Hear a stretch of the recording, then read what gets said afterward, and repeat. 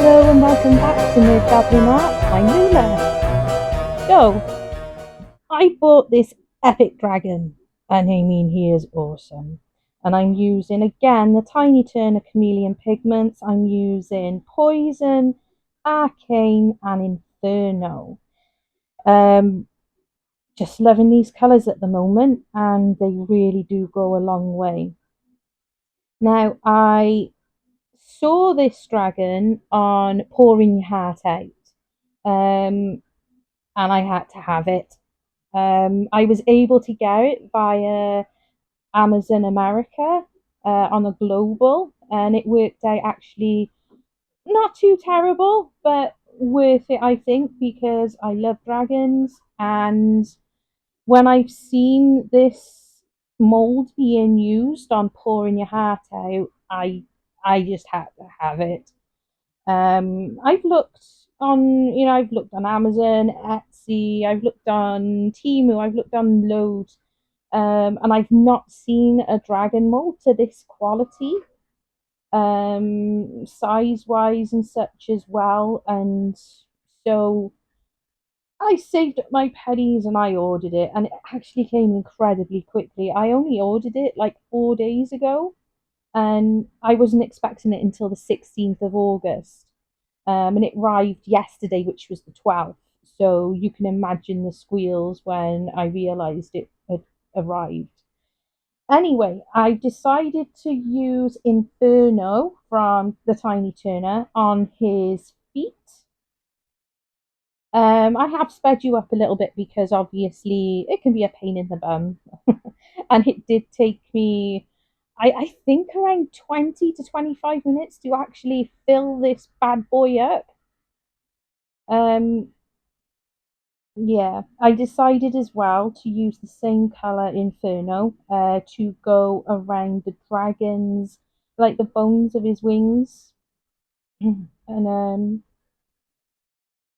because these colors are really good actually for blending together as well. So, you don't have to be afraid to mix them in. I'm using a brush as well. It's a lot easier on this mold than I think using like a makeup shadower thingamajig. I don't do makeup, so whatever they're called. So I decided as well that as I was doing his feet and the wing bones, he has horns in his head area, so I thought I'd go along there as well, and I would do the tip of his tail, and basically any what you consider horny, bony bits of the dragon. There we go. I was just showing you there that I've sprayed cotton buds with some of my isopropyl alcohol, and I got a wipe there as well just to tidy up where I didn't want too much of the pigment to be. I'm not entirely sure. It didn't come with instruct. It didn't come with like any care information, so I figured that was okay. And I was using it gently. I wasn't rubbing hard or anything either.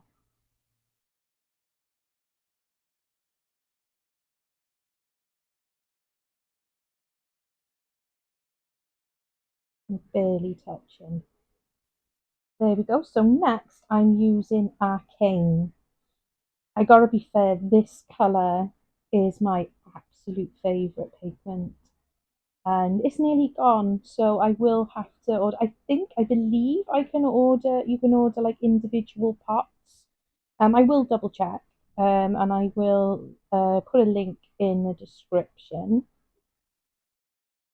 So main body and wings I'm doing in this color. It is such a beautiful, you can see in the image there. There's purples, blues, greens, all sorts of colors, and it really complements.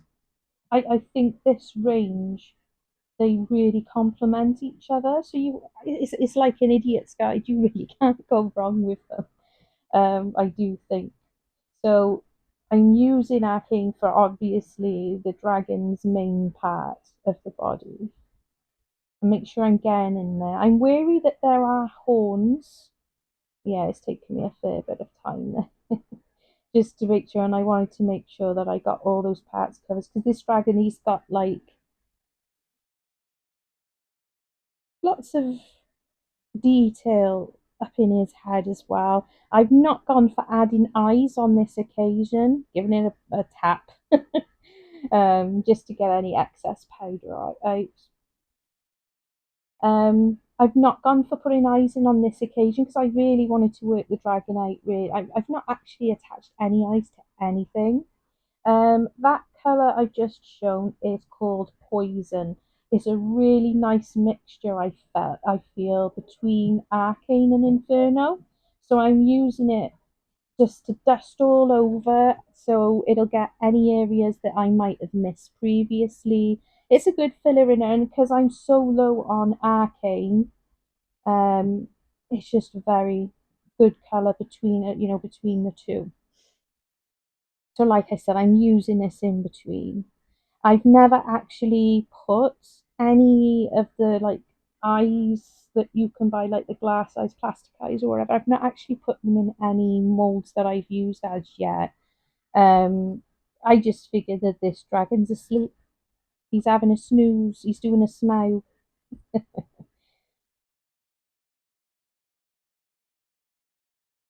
There we go. I'm just making sure that I'm getting up on the side.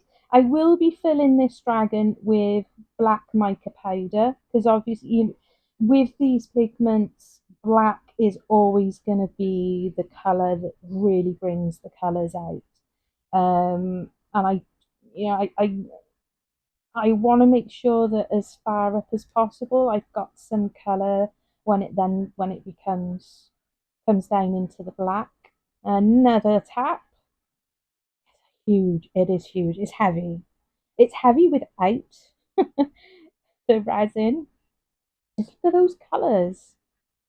I'm once again using Craft Resin.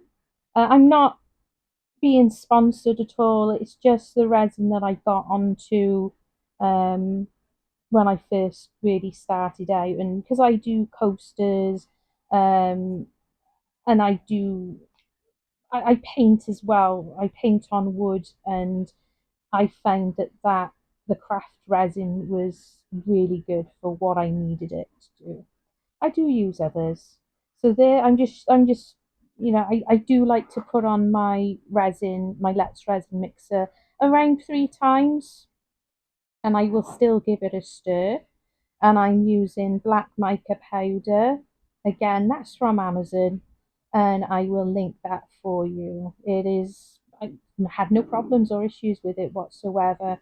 And just because it's such a large amount of resin, I've just split it into cups because I don't want my resin to heat up really quickly. I don't want a flash cure. So I've split it up into different cups just to stop that from happening. I'm aware that I've not quite mixed up enough here, but I was a bit worried about mixing up too much because this was already 20, I believe. Yeah, it's a lot. I think it takes around 26 is a lot of resin. So it's not like I'm using my dotting tool there just to try and ensure that I'm getting down into the facial, the horns on his head, and he's got horny structure on his nose. He's a horny dragon. Uh, just ensuring, hopefully, that I get the resin down into there. And of course, I'm giving it a bit of a knot to try and encourage any bubbles to come up. There we go.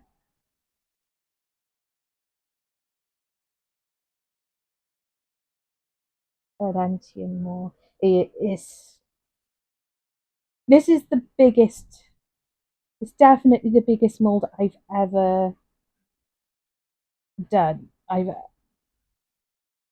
mean, it's a monster. It is monster big. And there we go. I'm mixing up more there.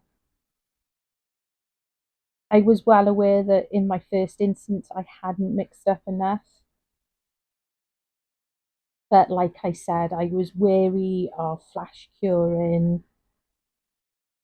These the mixing tubs from Latch Resin, they do take a fair amount, but it's been a few days of really hot weather in the UK as well, so I wasn't chancing anything. So again, distributed between my gaps. There we go. And just making sure I can get as high as possible. And at this point, because my pigment, yeah, I realized that it started to get quite full. My table is supposed to be level, but as you'll see in a minute, look at the tail, look at the back of the tail. You say, oh yeah, there is.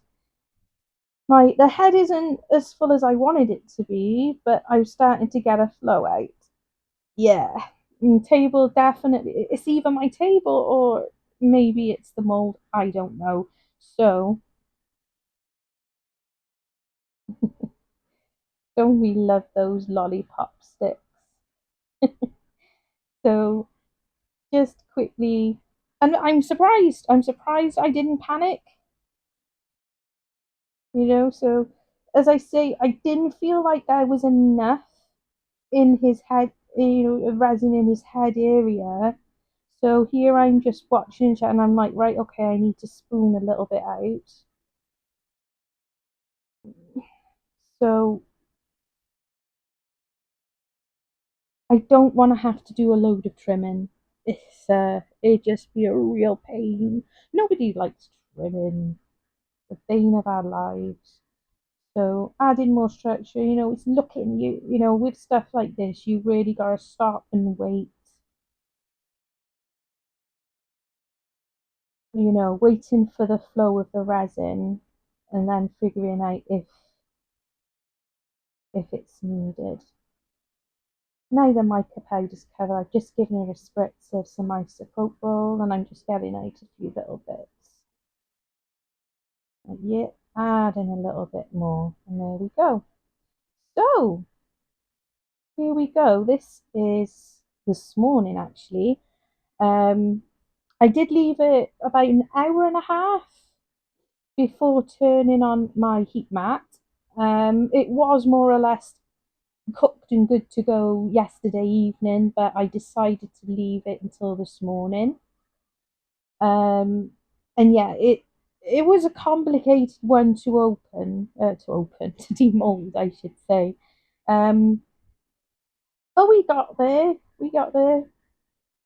It was a tough one. At one point, I thought I was going to have to call Mr. Goblin to help me. But there you go. Oh, look at him. My goodness. Yeah, I'm just noticing he's got a few, but I obviously didn't get the resin fully into his horns. And there's just a few tiny little, and I'm not bothered. I'm not worried at all. Those can be fixed, and I do fix them. You'll see in the end picture that I take that I have put an end on his horn, and he is heavy. My goodness, but he is beautiful. Or she? I think it's a she. We'll call him. We'll call her Saren. That is Welsh for star. Yeah, I am so pleased. So I've just taken you down so you can have a good look around. Look at the colours. I mean, they are absolutely gorgeous.